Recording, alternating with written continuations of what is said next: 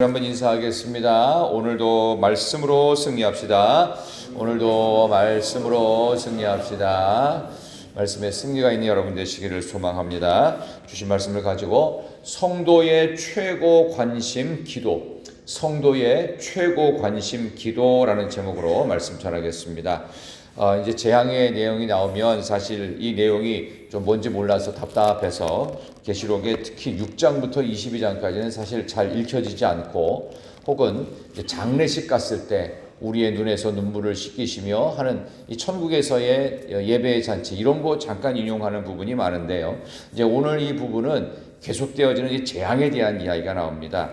7인, 그 다음에 오늘은 7 나팔 이렇게 연결되고 또 내일은 또 다른 내용으로 계속 연결되는데 이거를 상징을 조금 쉽게 해석을 해서 풀이를 해드린다면 7째 인이라고 했을 때 6번째까지 인이 이렇게 떼져서 우리 하나님께서 유일하게 이 인을 인봉한 인을 뗄 사람은 오직 예수 그리스도다, 어린 양이시다 이런 얘기 좀 드렸는데 6번째 인을 뗄 때까지도 가만히 있다 7번째 인을 딱 떼보니까 그 다음 재앙의 모습이 딱 보여요.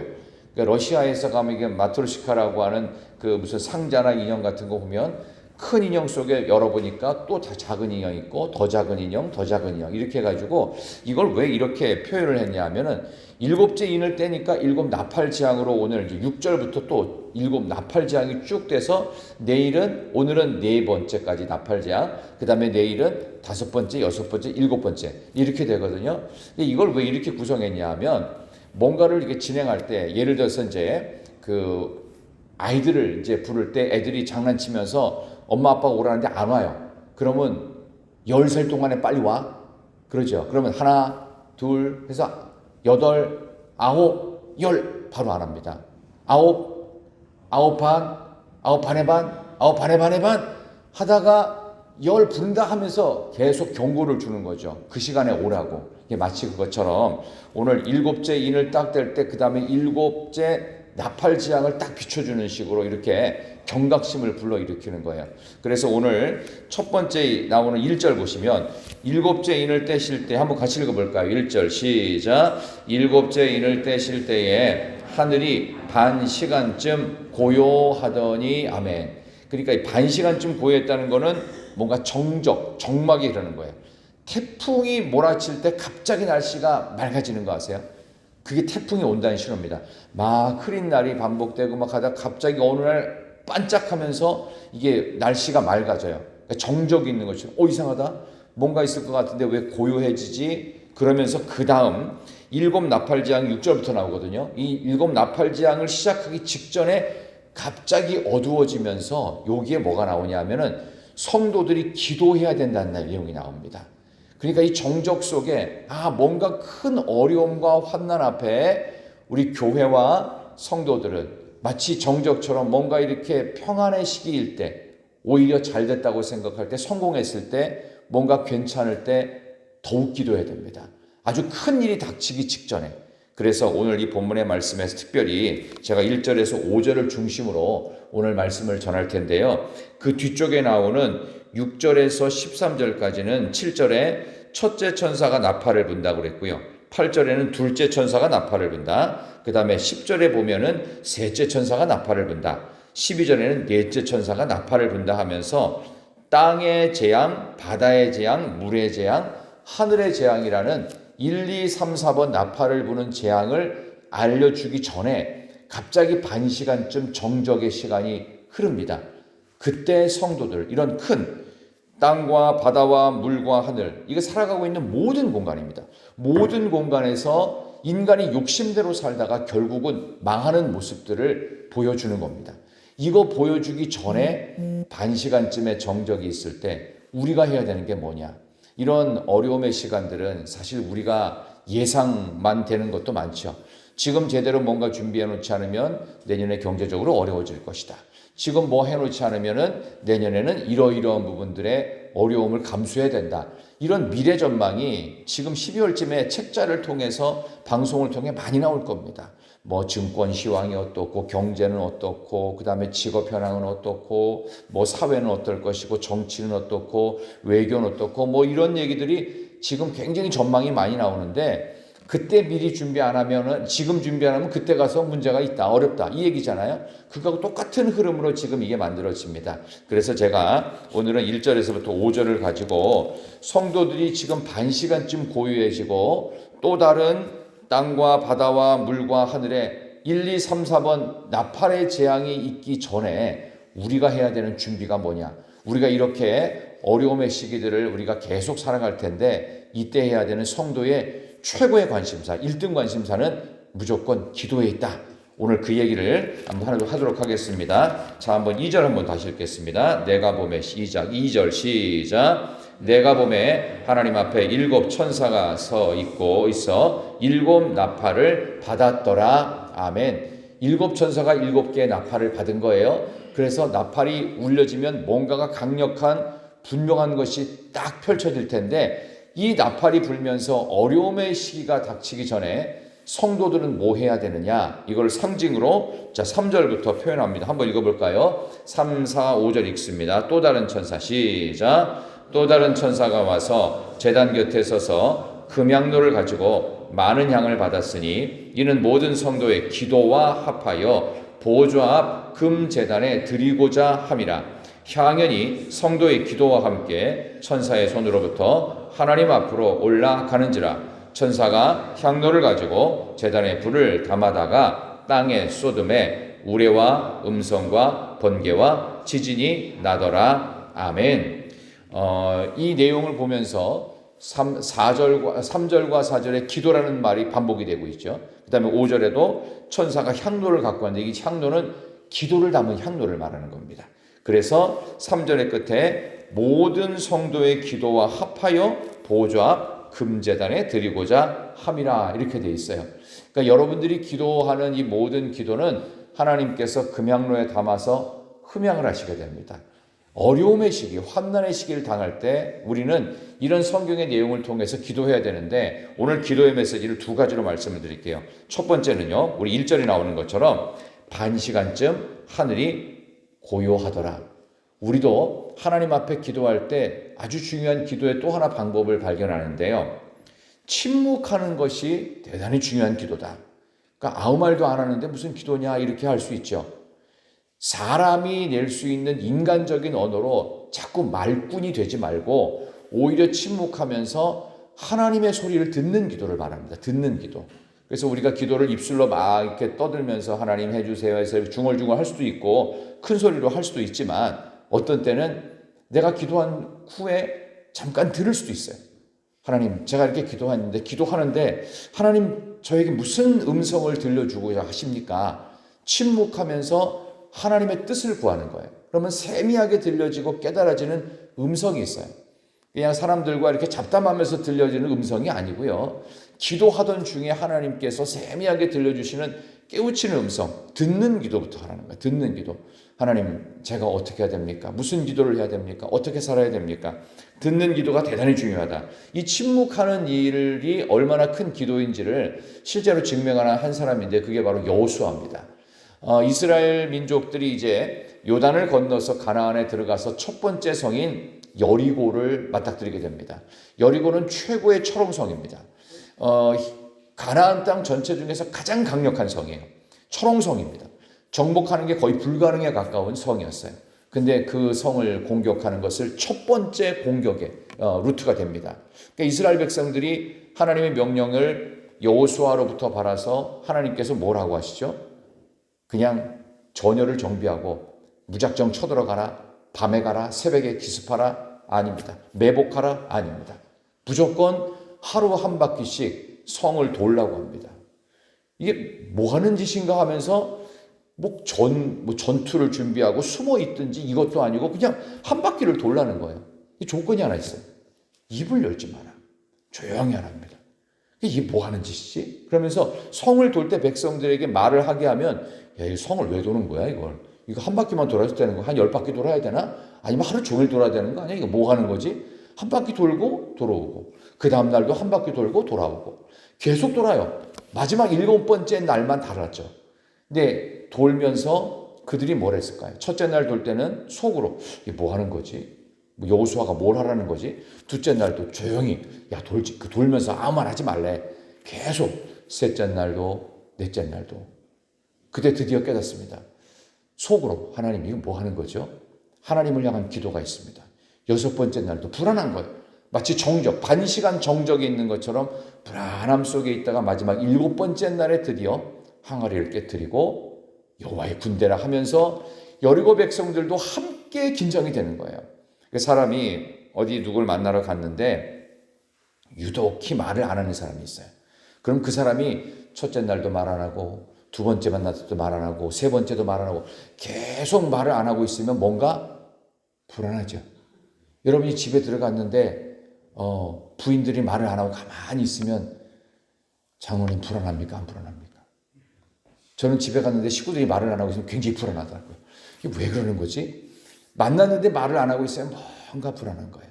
마치 이 불안감을 여리고성 사람들이 동시에 조성합니다. 근데 이스라엘 백성들은 알아요.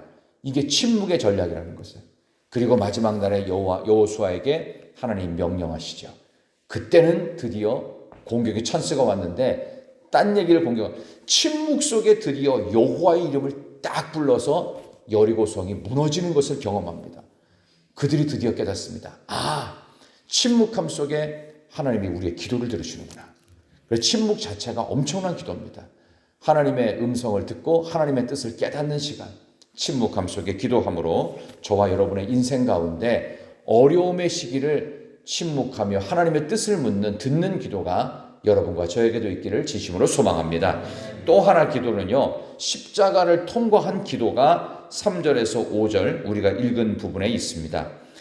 이건 뭐를 의미하는 거냐 하면은 구약시대에 이렇게 예배를 드리는 성전 안에 들어가면요, 맨 앞에 뭐가 있냐 하면은 여러분이 보시는 대로 말씀드릴게요. 번제단이 있어요. 여기다가 이제 곡식도 태우고 소나 양이나 염소 다 태우는 겁니다.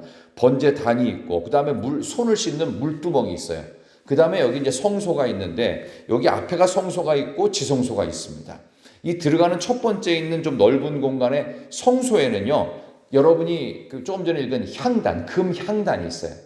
이 금향단에 불을 붙여야 되는데 어디서 붙여야 되느냐? 들어가는 입구에 있는 동쪽에 있는 번제단의 불을 가지고서 이 성소 안에 있는 금향단에 불을 붙이게 돼 있습니다. 이거를 제사장이 하게 돼 있어요. 근데 이거를 어겼던 사람이 있어요. 하나님께서 원하시는 불은 반드시 번제단에서 타고 있는 이 불을 가지고 이 안쪽에 성소에 있는 금향단에 불을 붙이게 돼 있어요. 근데 나답과 아비후가 이거를 하나님이 원하시는 여호와께서 명령하시지 않은 엉뚱한 데서 불쏘시개를 가져와 가지고 성소 안에 있는 금향단에다 불을 붙여버린 거예요. 그러니까 하나님이 어떻게 하셨어요? 그 자리에서 죽여버리십니다. 이게 무슨 얘기냐? 여기 나오는 이 번제단이라고 하는 이 번제단은 온갖 희생의 제물들이 다 태워지는 자리, 다시 말해서 나를 부인하고 내 십자가 지는 자리, 예수님의 십자가의 예수님의 이름을 어린 양의 보혈을 의지한 기도가 있어야 된다. 그 얘기입니다. 그 얘기가 3절, 4절, 5절에 나오지요. 그래서 5절 보시면 천사가 향로를 가지고 제단에 불을 담아다가 땅에 쏟음에, 이게 무슨 얘기입니까?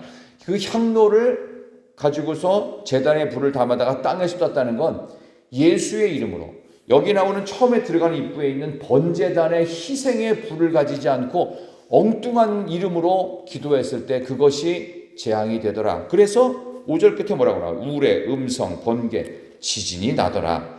그러니까 십자가 없는 기도는 나도 죽고 남도 죽인다. 그런 얘기입니다. 그러니까 우리가 예수 그리스도의 십자가의 이름으로 그 보혈의 피를, 어린 양의 보혈의 피를 의지하지 않는 모든 것들은 망한다. 그러니까 우리가 기도를 할 때도 뭘로 기도해야 되느냐? 하나님의 음성을 듣는 침묵 속에서의 뜻을 구하는 기도를 하면서 동시에 예수님의 보혈, 예수님의 십자가를 통과한 기도를 해야 된다.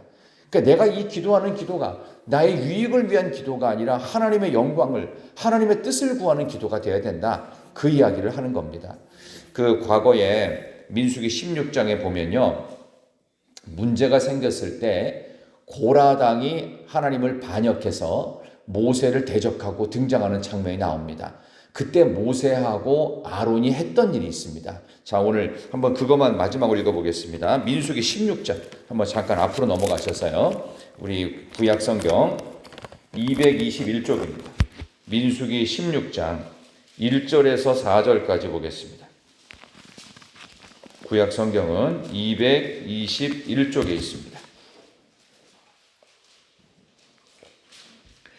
민수기 16장 1절에서 4절까지입니다. 민수기 16장 1절부터 4절까지. 자, 우리 한 절씩 교독을 해보겠습니다. 구약 성경은 221쪽 민수기 16장 1절부터 제가 먼저 읽습니다. 레위의 증손 고앗의 손자 이스할의 아들 고라와 르우벤 자손 엘리압의 아들 다단과 아비람과 벨벳의 아들 온이 당을 짓고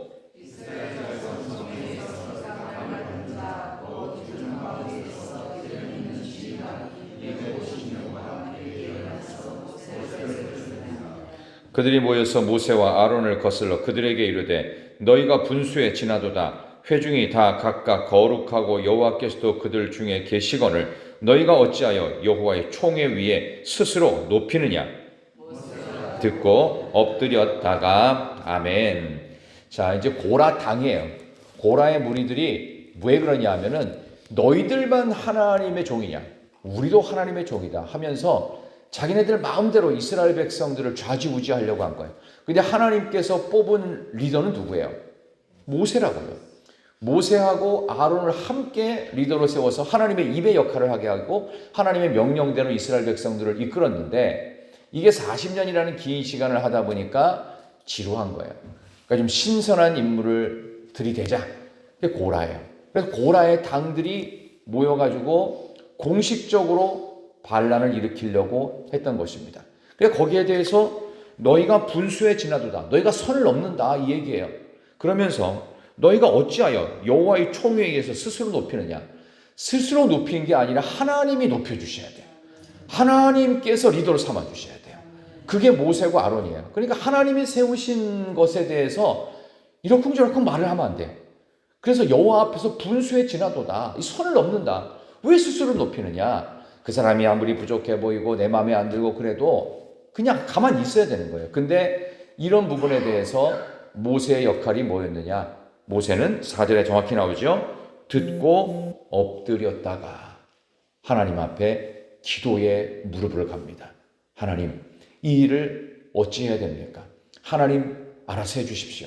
하나님께서 이 일을 해결해 주십시오 하면서 하나님께 모세가 이렇게 스스로 높이는 고라당의 무리 앞에서, 그러니까 기도 안 하면 반드시 수군수군하면서 당짓게 되어 있습니다. 이거 뭐 어쩔 수가 없어요. 이거는 인류 역사에 다 그렇게 되어 있습니다. 기도를 하든지 자기네들끼리 당을 만들든지. 이게 고라당과 모세의 모습이 극명하게 대조를 이루고 있는데 이때 해야 되는 게 바로 모세처럼 우리는 기도를 해야 됩니다. 내가 나를 스스로 높이고 있지는 않은지, 내가 교만하진 않은지, 내가 하나님의 뜻을 묻는 듣는 기도를 하지도 않고 십자가를 통과한 기도하지도 않고 나를 부인하거나 나를 희생하는 그런 기도 없이 그냥 함부로 살다가 고라처럼 이렇게 망하는 일이 없어야 됩니다. 우리는 어려움을 당할 때마다 기도하며 하나님께 매달려야 됩니다. 저도 여러분도 어려움의 시기를 있을 때 수근수근 당지으면서 이래야 된다 저래야 된다 뭐를 개혁해야 된다 뜯어 고쳐야 된다, 이게 고라당이 했던 짓이에요.